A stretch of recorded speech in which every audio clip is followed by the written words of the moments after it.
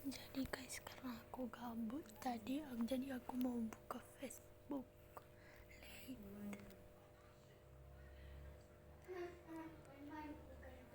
Oh my god, jadi aku nonton.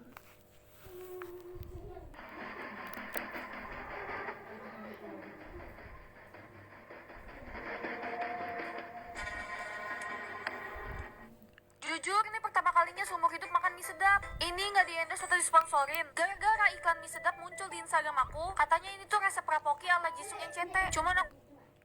Ayo tebak siapa beli roti papa? Aku. Iya, benar. Sama-sama, Pak. Let's go, my bro. Dari musim durian hingga musim rambutan, aku dapatkan merindukanmu, masih merindukanmu, meski kini telah jauh, hatiku tetap untuk. Ini bagus untuk keluarga. Judulnya ini lagi 6 menit.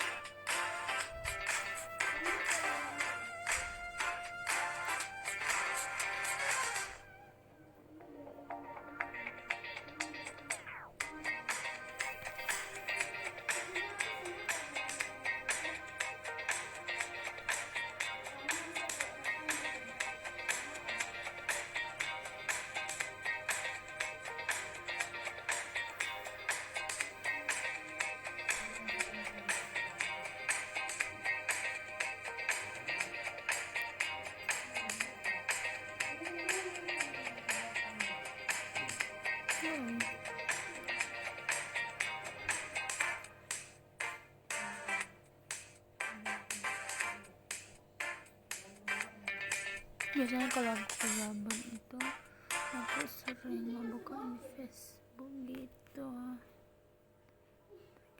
Ini apa sih? Gaji. Oh my god.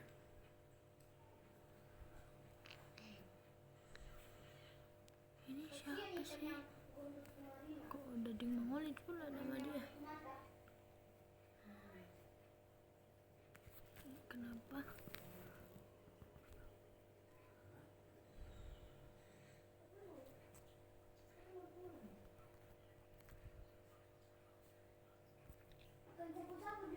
Ini kayak kenapa sih? Kayak yang musik gitu. Padahal gue nggak kenal. Oke, dia udah baca guys.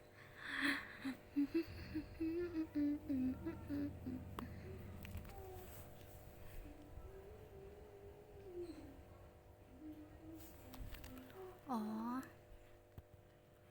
kenal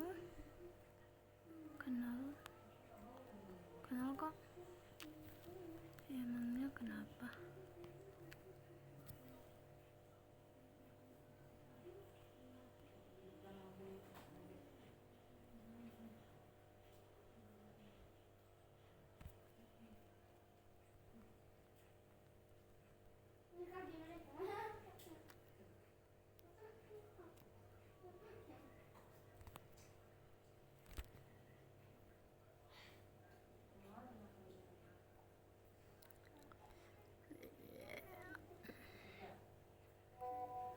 Aku masuk akun 1.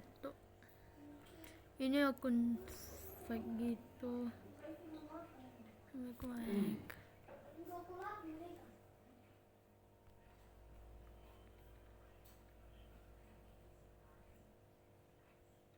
Oh, jadi coba itu banyak banget yang minta pertemanan. Sayang,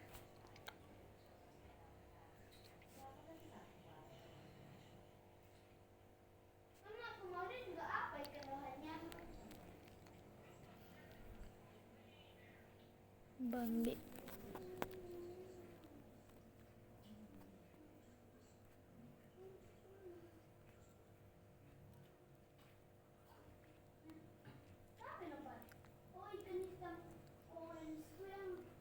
Lagati Taber Cinta.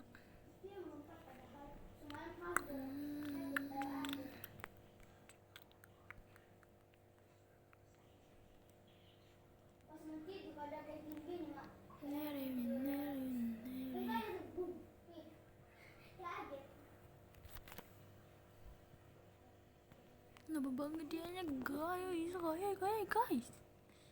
Anjus. Ini alay banget nih anak ini.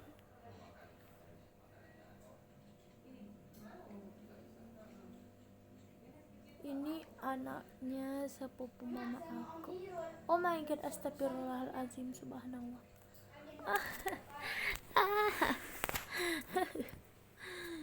Hahaha. Ini kayak mirip saya deh.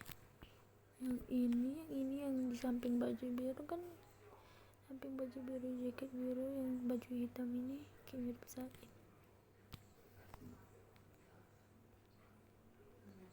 Apanya Bahrul? Baru guys.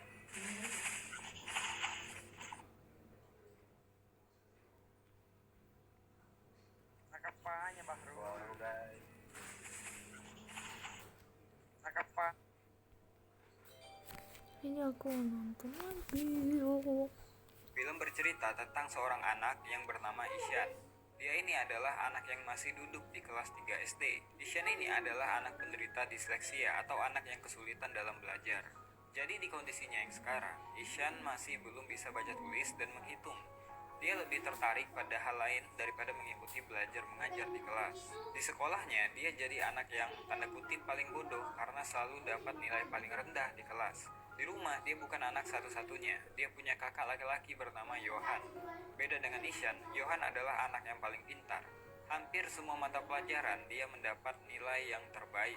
Bertolak belakang dengan Isyan yang selalu menjadi terbelakang di kelas. Isyan memang tak tertarik dengan pelajaran sekolah. Dia lebih tertarik untuk bermain dan menemukan sesuatu yang baru di luar sekolah. Suatu ketika, Isyan berkelahi dengan tetangganya yang bernama Rajid. Rajid kesal karena Isyan melempar bola ke arah yang salah sehingga permainan Rajid dan teman-temannya berhenti. Gak cuma marah-marahin Isyan, Rajid juga memanggil Isyan dengan sebutan idiot. Keadaan pun makin tegang sampai mereka baku hantam. Isyan mendapatkan luka di kepala sedangkan Rajid dapat luka gigitan. Hal ini pun membuat Isyan kesal karena nggak di sekolah, nggak di lingkungan tetangganya, dia dapat perlakuan yang sama.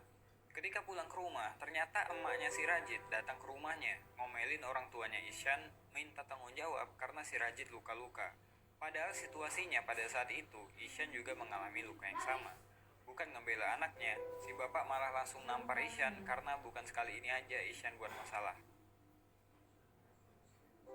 Bahkan, si bapak mengancam kalau sekali lagi Isyan buat masalah, dia bakal dikirim ke sekolah asrama. Di sekolahnya, Isyan seringkali dimarahi gurunya karena nggak bisa ngikutin pelajaran dengan baik. Pernah sekali, Isyan disuruh bacain satu kalimat, tapi dia nggak bisa membacanya karena menurutnya, huruf-huruf yang ada di buku tersebut menari-nari. Isyan mengatakan hal yang sejujurnya, memang seperti itulah yang dilihat oleh penderita disleksia. Tapi gurunya menganggap Isyan lagi ngelawak di kelas. Ibu guru ini terus aja maksain Isyan buat baca dengan benar, sampai akhirnya, karena nggak tahan dibentak terus, Isyan cuma ngedumel nggak jelas.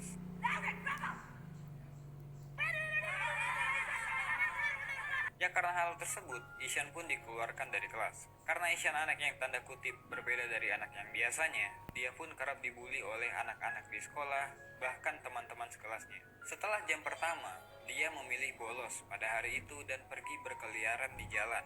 Melihat sekitar, pergi kemanapun dia mau, melihat apapun yang dia suka. Di rumah, Isyan memang menunjukkan ketertarikannya pada seni dan dunia hewan. Dia juga suka melukis, menggambar, dan bermain.